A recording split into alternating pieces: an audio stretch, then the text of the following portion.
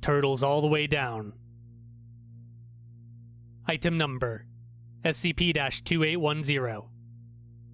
Object Class: Euclid. Special Containment Procedures. Cultures of SCP-2810 are contained in vacuum-sealed glass flasks in the Site-42 Infectious Materials Lab.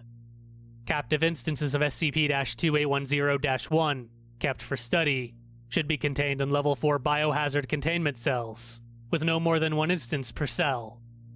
Mobile Task Forces Beta-7, Maz Hatters, and Lambda-12, Pest Control, are tasked with investigating and neutralizing all wild instances of SCP-2810-1.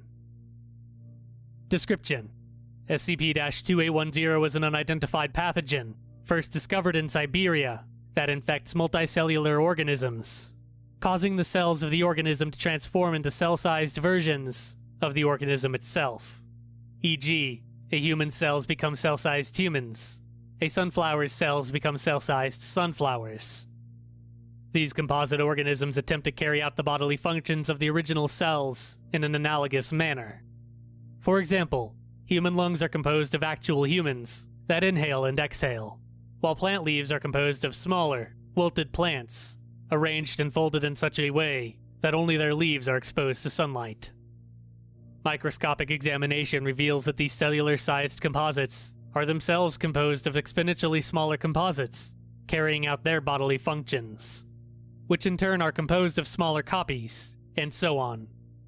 Composites do not respond to any external attempts at communication, despite replicating cell signaling of their host organism. Despite the size of the composites precluding cellular function in many cases, such as gas exchange, infected organisms, termed SCP-2810-1, and their composites are able to survive and reproduce, albeit in extremely poor health. SCP-2810 is spread by physical contact and transfer of bodily fluids. Organisms do not notice the conversion of their cells and become fully infected within approximately 2 months. A cure has yet to be found. Other symptoms of the infection vary in instances of SCP-2810-1. Infected animals may engage in dermatophagia and dermatotillomania, which in turn often develops into autosarcophagy, as well as displaying dramatically reduced cognitive abilities, stamina, and coordination. For example, human instances can recognize their illness until the late stages of the disease, thereafter professing ignorance of the disease.